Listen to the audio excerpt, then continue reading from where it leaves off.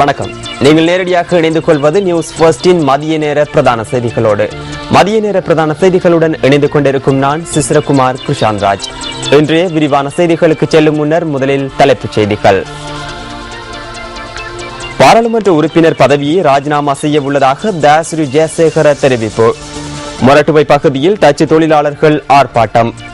பிலியந்தலை கல்வி வலய பாடசாலைகளுக்கு அச்சுப்பிழைகளுடன் பரீட்சை வினாத்தாள்கள் வழங்கப்பட்டமைக்கு அதிகாரிகளின் கவன இனமே காரணம் என மேல் மாகாண கல்வி அமைச்சின் செயலாளர் தெரிவிப்பு. அவை எமது தலைப்புச் செய்திகள். இனி விரிவான செய்திகள். பாராளுமன்றத்தில் இன்று விசேட உரையாற்றியதன் பின்னர் தாம் அரசாங்கத்திற்கு ஆதரவளிக்க உள்ளதாக குருநாகல் மாவட்ட பாராளுமன்ற உறுப்பினர் தயாசிரி ஜெயசேகர தெரிவித்துள்ளார். எமது பாராளுமன்ற செய்தியாளர் ஸ்ரீபால் வன்னியாராச்சியுடனான தொலைபேசி உரையாடலின் போது அவர் இந்த விடயத்தினை குறிப்பிட்டுள்ளார். பாராளுமன்ற உறுப்பினர் தயாசிரி ஜெயசேகர பாராளுமன்றத்தில் விசேட உரையாற்றியதன் பின்னர் அரசாங்கத்திற்கு ஆதரவு வழங்குவாரா என இதன் போது எமது பாராளுமன்ற செய்தியாளர் கேள்வி எழுப்பியிருந்தார். அதற்கு பதிலளித்த தயாசிரி ஜெயசேகர விசேட உரையாற்றியதன் பின்னர் பாராளுமன்ற உறுப்பினர் பதவியிலிருந்து விலக உள்ளதாக தம்மிடம் குறிப்பிட்டார் என எமது பாராளுமன்ற செய்தியாளர் ஸ்ரீபால் வன்னியாராச்சி கூறினார். வடமேல் மாகாண சபை தேர்தலில் முதலமைச்சர் வேட்பாளராக போட்டியிடுகின்றீர்களா எனவும் எமது பாராளுமன்ற செய்தியாளர் இதன்போது வினவியுள்ளார்.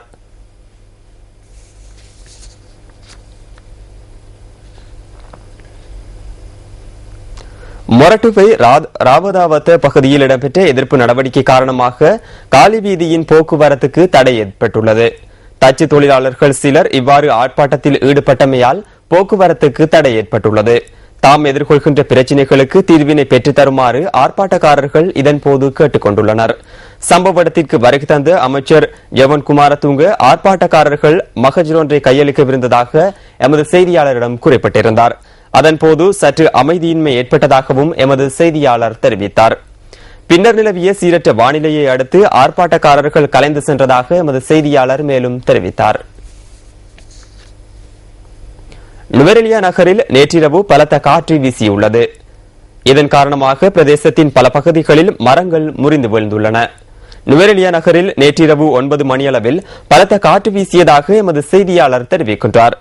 இவ்வாறு வீசிய பலத்த காற்றினால் நுவரெலியா புனித என்ரூஸ் வீதியில் உள்ள வீடொன்றின் மீதும் கடைத்தொகுதி ஒன்றின் மீதும் மரங்கள் முறிந்து விழுந்துள்ளன.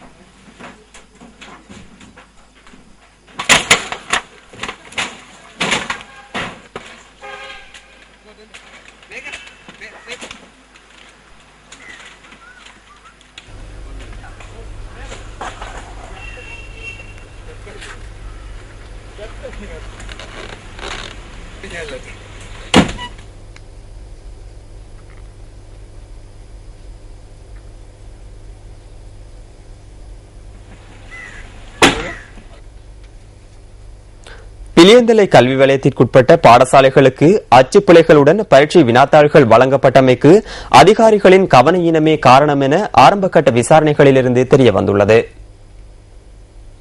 இது தொடர்பில் விரிவான விசாரணைகள் இடம்பெறுவதாக மேல் மாகாண கல்வி அமைச்சின் செயலாளர் SD கொடிக்கார தெரிவித்தார். இந்த விசாரணைகளுக்கு அமைய குற்றம் இழைத்த அதிகாரிகளுக்கு பாரபட்சமின்றி தண்டனை வழங்கி அவர்கள் வகிக்கும் பதவிகளிலிருந்து நீக்குவதற்கு நடவடிக்கை எடுக்குமாறு மாகாண முதலமைச்சர் பிரசன்ன ரணதுங்க அறிவுறுத்தியுள்ளதாக மாகாண கல்வி அமைச்சின் செயலாளர் தெரிவித்தார். பிலியந்தலை கல்வி வலயத்துக்குட்பட்ட பாடசாலைகளுக்கு அச்சுப்பிழைகளுடனான வினாத்தாள்கள் அண்மையில் வழங்கப்பட்டிருந்தது. குறித்த வினாத்தாள் 10ஆம் தர மாணவர்களுக்கு வலய கல்வி பணிமனையின் ஊடாக அச்சுட்டு வழங்கப்பட்டிருந்தன. இவ்வாறு அச்சுப்பிழைகளுடன் வினாத்தாள் வழங்கப்பட்டமை தவறான நடவடிக்கை என மாகாண கல்வி செயலாளர் மேலும் தெரிவித்தார்.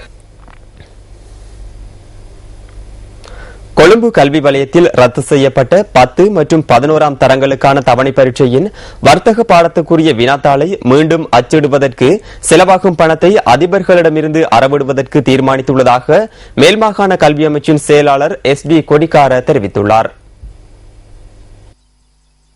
கொழும்பு கல்வி வலயத்தில் உள்ள பாடசாலை ஒன்றில் ஏற்கனவே அதே வினாத்தாள் பயன்படுத்தப்பட்டிருப்பதாக தகவல்கள் வெளியானதை அடுத்து நேற்று நடைபெற இருந்த வர்த்தக பாடத்துக்குரிய வினாத்தாள் ரத்து செய்யப்பட்டுள்ளது. வர்த்தக பாடத்திற்குரிய முதலாம் மற்றும் இரண்டாம் பகுதிகளை 2 தினங்களில் நடத்துவதற்கு திட்டமிடப்பட்டிருந்த போதிலும் கொழும்பு கல்வி வலயத்தில் ஒரே தினத்தில் நடைபெற்றது.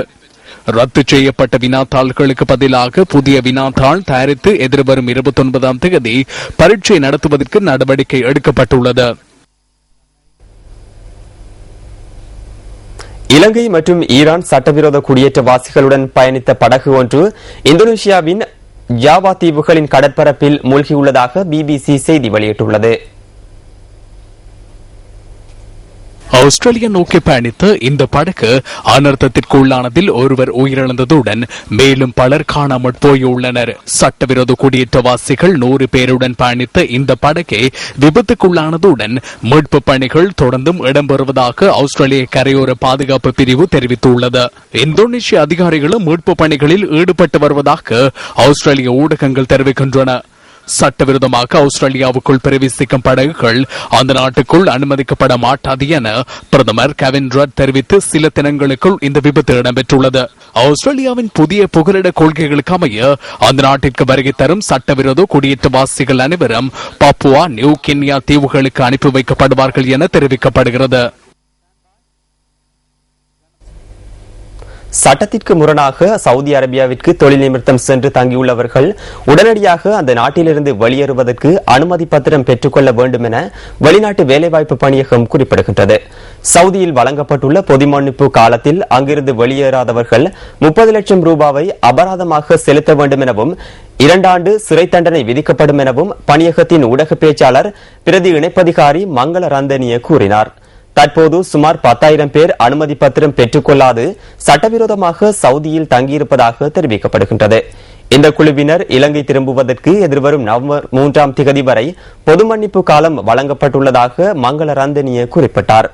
சட்ட ரீதியான ஆவணங்கள் இல்லாதவர்கள் எதிர்காலத்தில் சவுதி அரேபியாவில் தொழில் செய்ய முடியாதெனவும் வெளிநாட்டு வேலைவாய்ப்பு பணியகம் குறிப்பிடுகின்றது.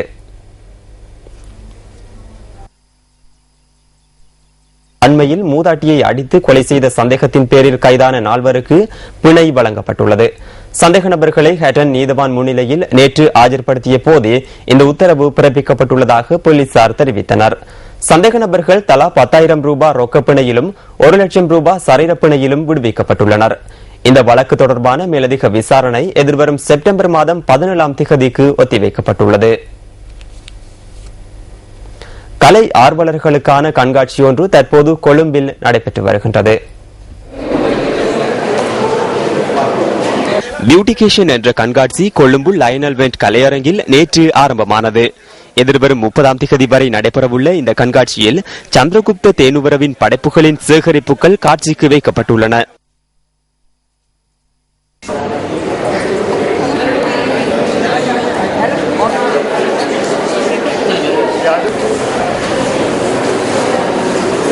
யுக்திய தேவங்கன கேலி වලට කැඩිලා ඉන්නවා. நீதிதேவன் 2ஆக பிளவுபட்டுள்ளார். 30 வருடங்களாக நமது நாட்டில் நிலவிய யுத்தத்தின் சுவடுகள் இன்றும் காணப்படுகின்றன. அதேபோல் மனித எச்சங்களும் கண்டுபிடிக்கப்படுகின்றன. யுத்த வெற்றியுடன் நெஞ்சிய முகாம் கலாசாரமும் ஏற்பட்டுள்ளது. அதுவே அங்கிருந்து உருவாகின்றது. இவற்றை நிவர்த்தி செய்ய நாம் எவற்றை செய்துள்ளோம்?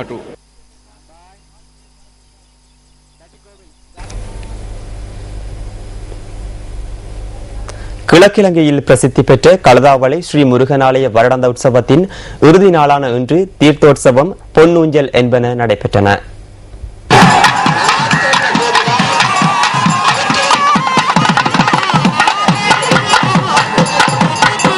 கழுதாவளை ஸ்ரீ முருகனாலயத்தில் கடந்த 10 நாட்களாக விசேட பூஜைகள் இடம்பெற்று வருகின்றன. இன்று அதிகாலை தீர்த்தோற்சவம், ஆலய வெளிவீதி உலா, தீர்த்தக்கரை உலாவருதல் என்பன நடைபெற்றன. அத்துடன் ஆலயத்தில் பொன்னூஞ்சல் நிகழ்வும் இடம்பெற்றது. அமைதியாக இருந்து ஆண்டவனை மேள வாத்தியங்கள் முழங்க இடம்பெற்ற இந்த உற்சவத்தில் பெருமளவான பக்தர்கள் கலந்து கொண்டனர்.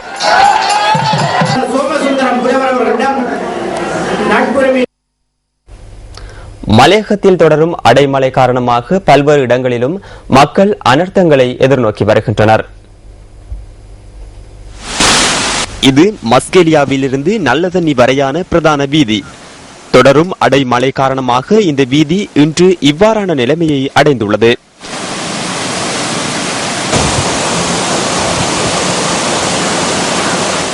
இந்த வீதியில் இவ்வாறான பாரிய குழியொன்று ஏற்பட்டுள்ளதால் இந்த வீதியூடான போக்குவரத்து நடவடிக்கைகள் பாதிக்கப்பட்டுள்ளன.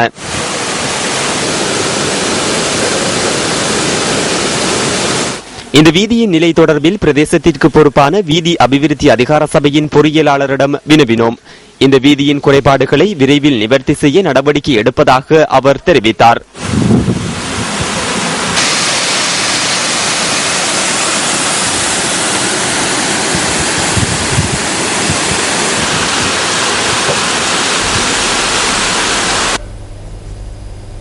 வடக்கு கிழக்கில் இடம்பெறும் சிறுவர் மற்றும் மகளிர் துஷ்பிரயோகத்தை குறைப்பதற்கு இந்த மாகாணங்களில் கிராம மட்டத்தில் தகவல்களை சேகரிக்கும் திட்டங்கள் ஆரம்பிக்கப்பட்டுள்ளன. இந்த திட்டங்களின் ஊடாக சிறுவர் மற்றும் மகளிர் துஷ்பிரயோகங்களை குறைப்பதற்கு எதிர்பார்த்துள்ளதாக மகளிர் மற்றும் சிறுவர் விவகார அமைச்சர் திஸ்ஸ கரளியத்த தெரிவிக்கின்றார். இந்த பகுதிகளில் புதிய நியமனங்கள் தற்போது வழங்கப்பட்டுள்ளமையால் ஆளணி வளம் காணப்படுவதால் சிறப்பான முறையில் நடவடிக்கைகளை முன்னெடுக்க முடியும் என அவர் கூறினார். இதற்கமைய தமது அமைச்சுக்கு 900 பட்டதாரிகள் புதிதாக இணைக்கப்பட்டுள்ளதாகவும் அமைச்சர் தெரிவித்தார். எனவே எதிர்வரும் காலங்களில் குறித்த பகுதிகளில் இடம்பெறும் துஷ்பிரயோகங்கள் தொடர்பாக சரியான தகவல்களை இந்த உத்தியோகத்தர்கள் மூலம் பெற்றுக்கொள்ள முடியும் என அமைச்சர் குறிப்பிட்டார். அத்துடன் மக்களை தெளிவுபடுத்தும் நடவடிக்கைகளை மகளிர் மற்றும் சிறுவர் விவகார அமைச்சினூடாக முன்னெடுப்பதற்கான ஆலோசனைகளும் வழங்கப்பட்டுள்ளன. மயூர வசந்த 2013 கண்காட்சி மற்றும் களியாட்ட நிகழ்வு நாரமல்ல பொது மைதானத்தில் இன்று ஆரம்பமாக உள்ளது. இதற்கு நியூஸ் ஃபர்ஸ்ட் ஊடக அனுசரணை வழங்க உள்ளமை குறிப்பிடத்தக்கது. நாரமல மாயூரபாத மத்திய கல்லூரியின் பழைய மாணவ சங்கம் ஏற்பாடு செய்துள்ள மாயூர வசந்தே 2013 வர்த்தக கண்காட்சி மற்றும் களியாட்ட நிகழ்வு ஒன்று ஆரம்பமாவதுடன் எதிர்வரும் 28ஆம் தேதி வரை அந்த கண்காட்சி இடம்பெற உள்ளது. மாயூர வசந்தே 2013 வர்த்தக கண்காட்சியில் நாட்டின் பிரபல இசை குழுக்களின் இசை நிகழ்ச்சிகள் இடம்பெற உள்ளன.